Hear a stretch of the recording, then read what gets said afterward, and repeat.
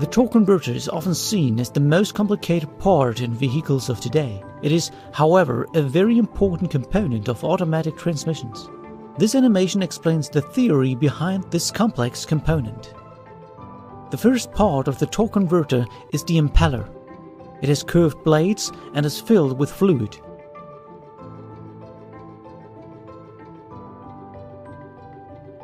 When the impeller spins, the fluid will be thrown outwards by centrifugal forces caused by the rotation of the impeller. The faster the impeller rotates, the higher the centrifugal forces.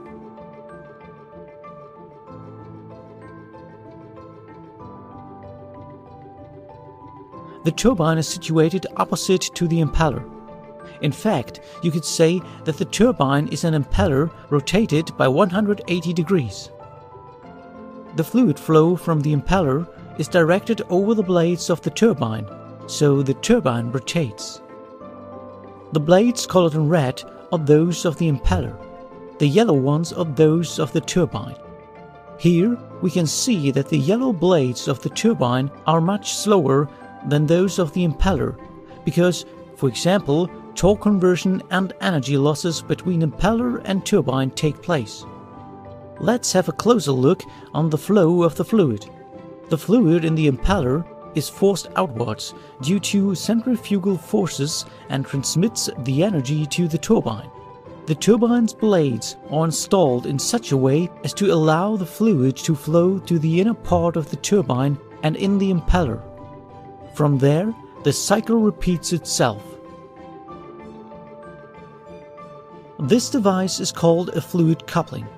Here, no torque is converted.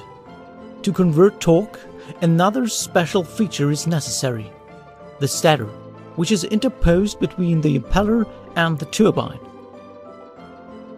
The fluid flows through the turbine to the stator. The stator's curved blades turn the fluid flow at an angle of almost 90 degrees. The result is a multiplication in torque because the fluid flows back more slowly. The impeller is mounted to the housing, and the housing is connected to the engine. Consequently, the impeller receives the mechanical energy produced by the engine. In general, torque converters use a lockup clutch that will be explained later on, and a turbine output shaft that connects the turbine to the transmission and the wheels of the vehicle.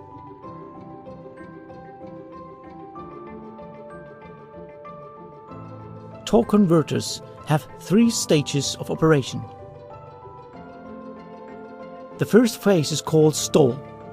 Here, the engine applies power to the impeller, but the turbine does not rotate because the driver keeps his or her foot on the brake at traffic lights, so the vehicle does not move.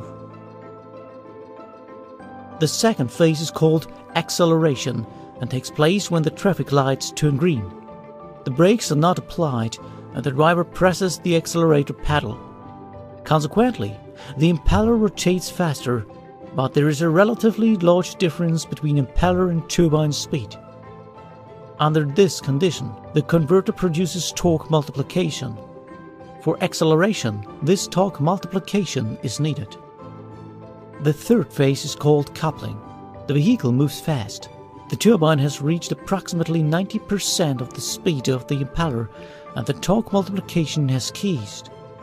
Now, the torque converter is a simple fluid coupling. Modern vehicles use at this stage of operation a lockup clutch to lock the turbine to the impeller.